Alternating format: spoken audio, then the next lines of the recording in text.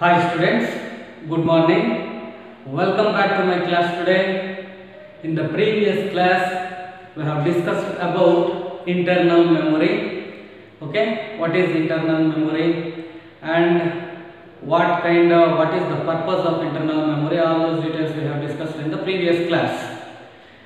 In today's class, we are going to discuss about the types of internal memory.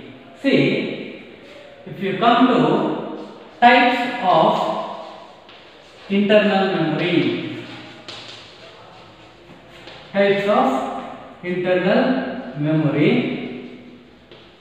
there are three types of internal memories are there. Those are, the first one is registers, second one cache memory, and the third one primary memory, or we can say main memory. Okay. Let us discuss in detail one after the another. The first one is registers.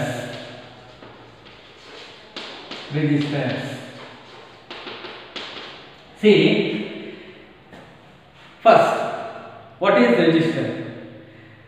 Registers are the high speed temporary storage locations inside the CPU. Okay, see, registers are these are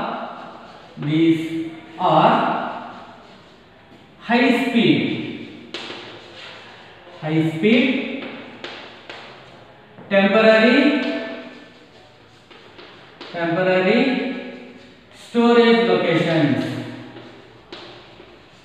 storage locations inside the CPU. See, these registers are high speed but temporary storage locations.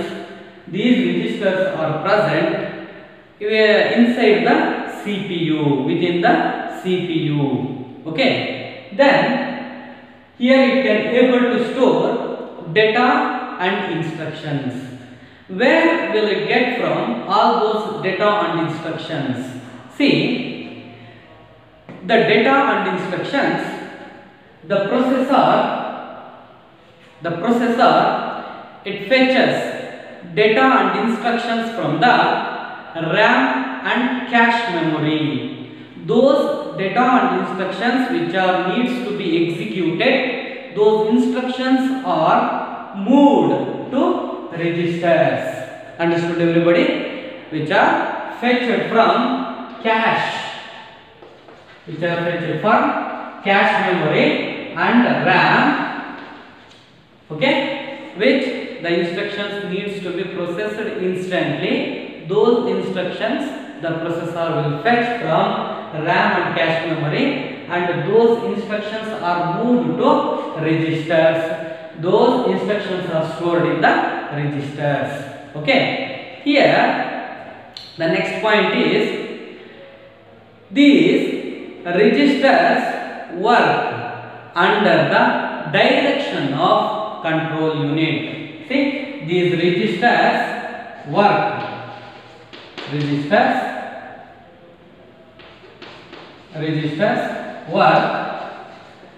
under the direction of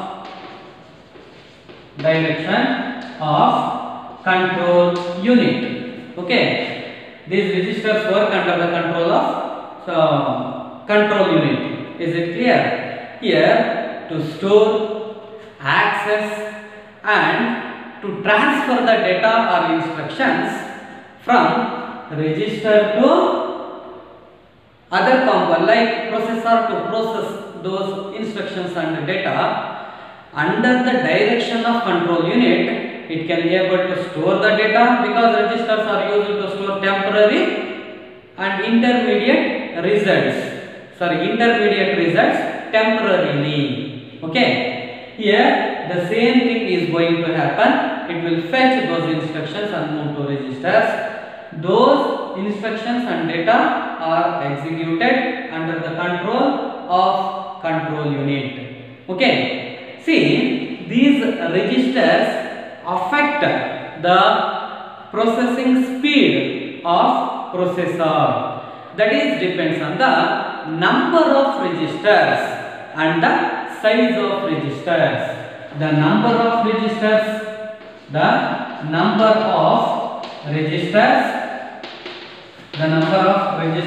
inside the CPU and the size of registers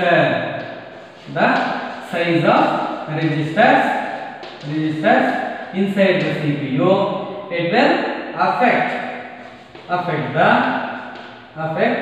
the processing speed of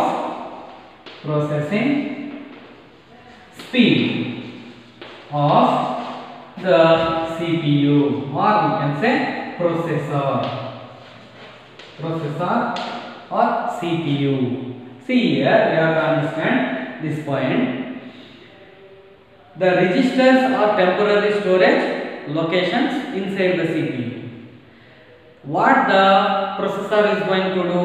The processor first, which instructions are needs to be executed, those instructions it will fetch from cache memory and RAM memory, and those instructions are moved to the registers. Okay, registers are present within the CPU, inside the CPU. Then according to the control unit direction, these instructions are executed one after the another. Okay, here if the register size is more, it can able to store more data and instructions. Again and again, it must avoid to go back to the cache and RAM to bring the data and instructions. Okay, if register size is more and if the CPU is having more number of registers, then it avoids the time which needs to be take from cache and RAM. The instructions needs to be take from cache and RAM. Again and again it go to the cache memory and RAM memory, it will bring those instructions and it will load to the registers. Then those instructions are processed by the processor. Okay, if the size is more, at a time it can able to bring all those data and instructions are moved to those data and instructions to registers. It can store, then it can able to process all of the data and instructions. Okay, that's why it affects the number of registers and size of registers affect the processing speed of the CPU or processor. Okay, see, these are all the details you should know about registers.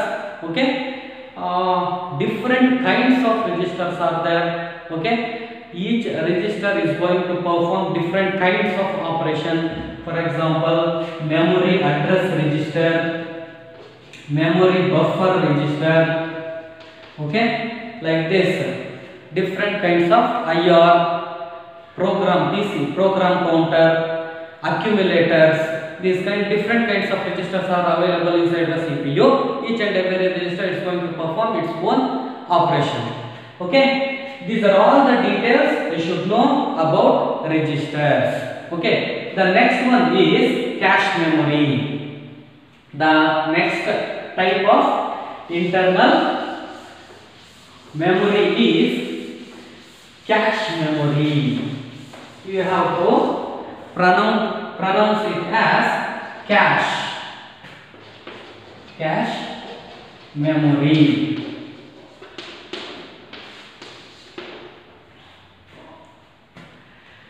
Here,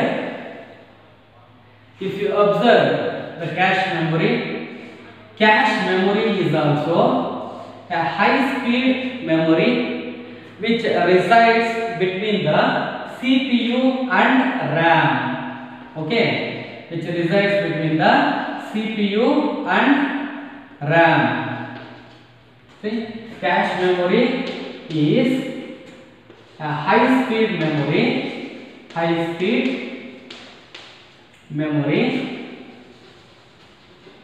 Cache memory is also a high-speed memory which is placed which is placed between the CPU and RAM. Okay, here you have to understand this cache memory is also a high speed memory like your registers. Here it is placed, where it is placed? It is placed between the CPU and RAM. Actually, we will discuss about it. Okay, here the cache memory which contains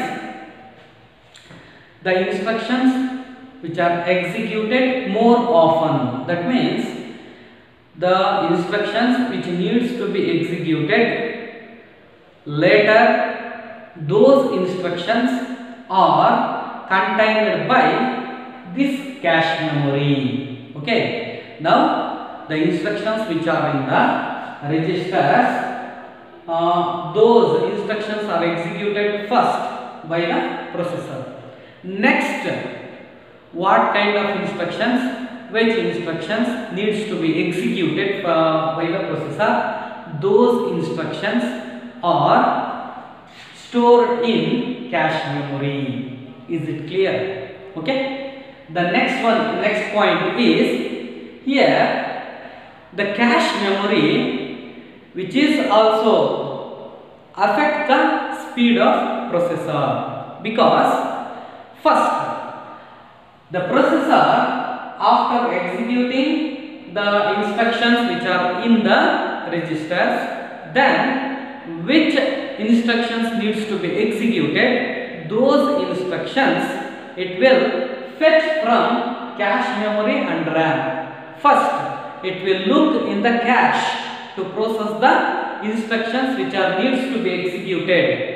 If the instructions or data is not present in the cache, then it will go for RAM to fetch the data and instructions. Is it clear? Okay, this is some points we should know about cache memory. Okay, another important point now I will tell. See, this cache memory varies from its sizes, vary from 256 KB to 2 MB, 256 kilobytes to 2 megabyte, its sizes vary. And the most important thing is, always in the exam for 1 mark they may ask the definition of cache memory. Okay, here cache memory you can write this definition also. Okay, cache memory is a high speed memory which is placed between the CPU and RAM, or which is located between the CPU and RAM. This definition also you can write. This definition also. Okay, cache memory is a high speed memory available inside CPU to speed up access of data and instructions stored in RAM memory. Okay, whatever the data and instructions which are stored in RAM memory, to speed up access of those instructions which is fetched by the CPU. Understood everybody? To speed up that process, okay, cache memory is helpful for that. Understood everybody? You can write this definition or you can write this definition, both are correct. Okay, that is about 1 more question. The next question they are going to ask about types of cache memory. Okay, see, if you come to types of cache memory,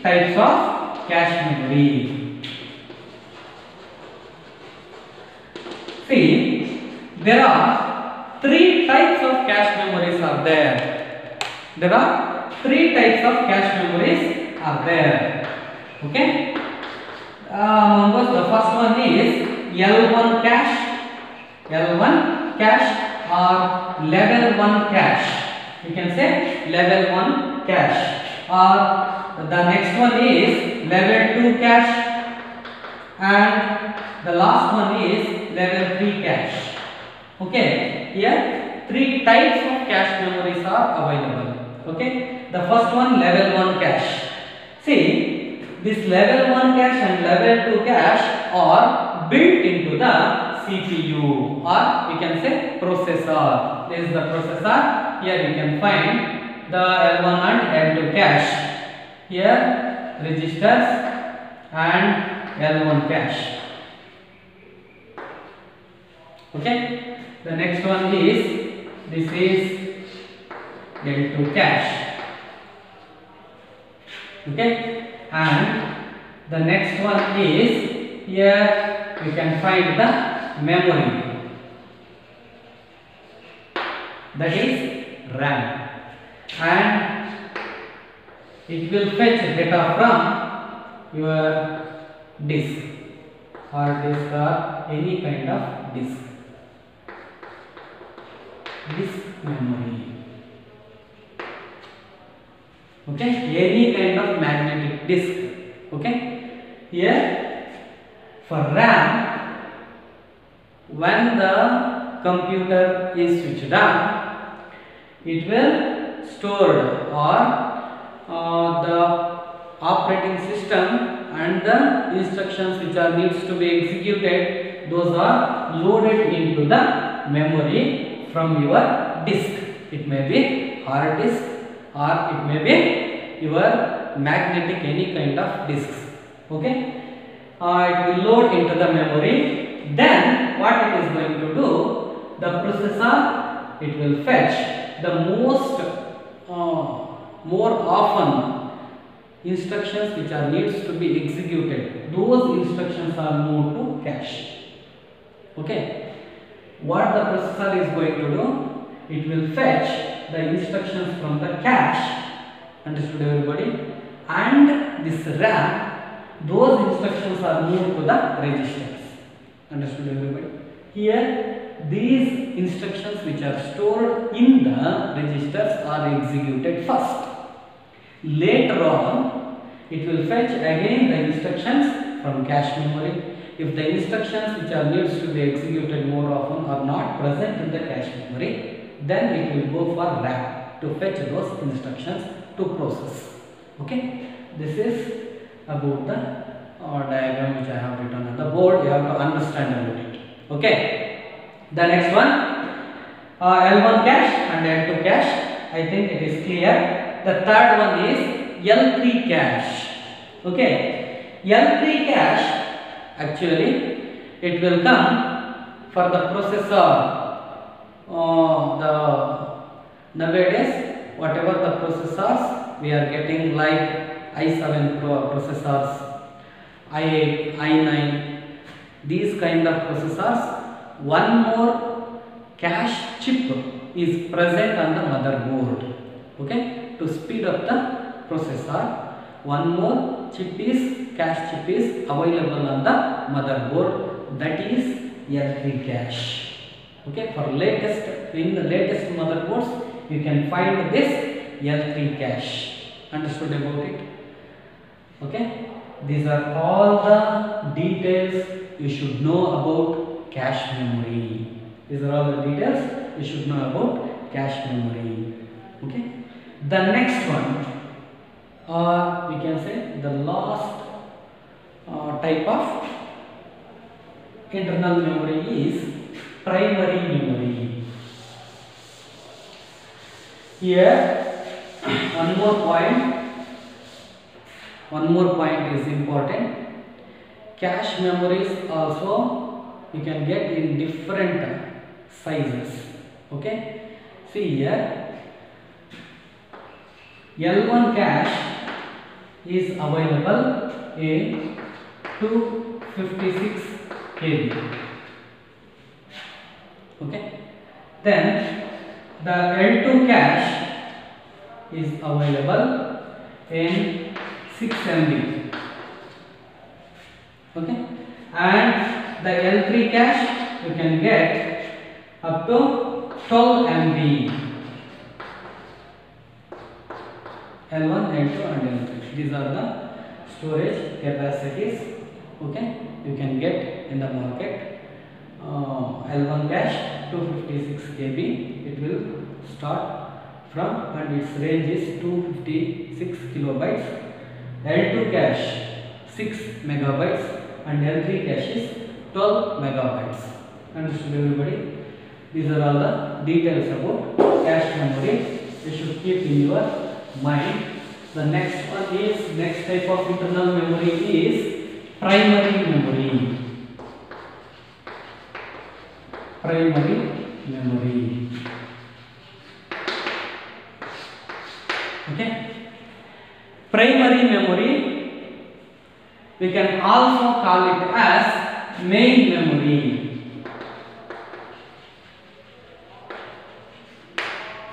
Okay.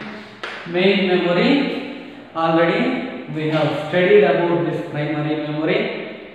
Okay, it is, we can say, a volatile memory. Whatever the data which is stored in primary memory, it will get erased. Okay. These are all the details we have studied. Now, primary memory or main memory can be divided into two types. That is, the first one is RAM, random access memory, and the second one is ROM, read-only memory. Okay. Let's discuss about the first one, random access memory. Here, if you come to RAM, you have already know about it. I think you have studied about RAM in first year also. Random access memory is a temporary memory. This is the temporary memory. Temporary memory. Okay.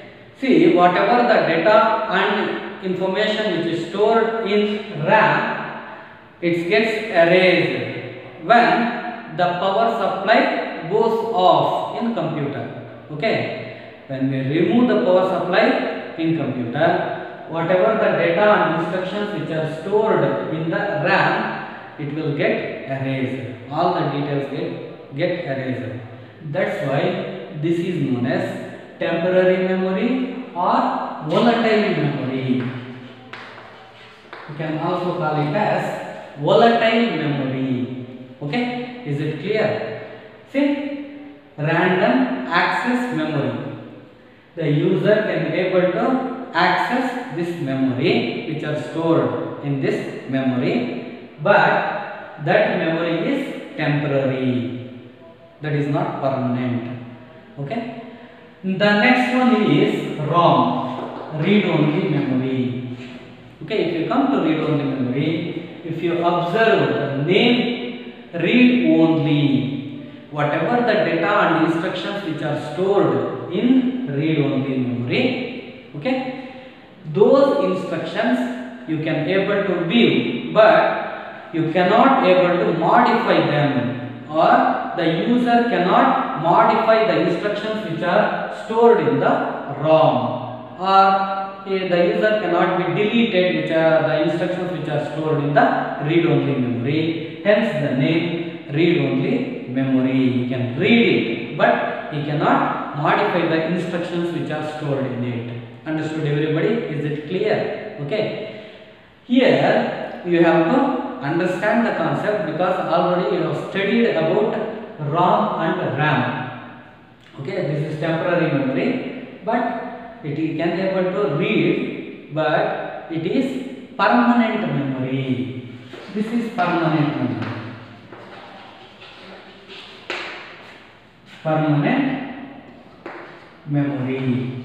This is permanent memory, or we can say non-volatile memory. Non-volatile memory, because the data which is programmed into this ROM chip, okay, it cannot be erased or modified by the user. While manufacturing, the manufacturers programmed into this chip. The user cannot modify the programs or data which is stored in this chip. Okay, is it clear about it? Okay. Different kinds of ROMs are available. Those are PROM, EPROM, EEPROM. Okay. Those are all the different kinds of ROM chips are available in the market. Then today in this class we have discussed about types of internal memory, the registers, cache memory and primary memory.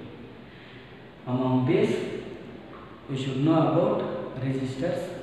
What is registers? Okay, what kind of operation it is going to perform. In the same manner, if you come to cache memory, it is very important. Till now in many exams they have asked about cache memory. In the previous year also they have asked one question about cache memory. Okay, you should know about it. What is cache memory, the definition, along with that the types of cache memories, that is important. After that you should know about primary memory. Among those the important is static memory and dynamic memory and the different kinds of memories we are going to discuss in the next class, like synchronous dynamic random access memory, double data rate random access memory. All those things we will discuss in the next class. Thanks for watching. Thank you. Let's meet in the next class.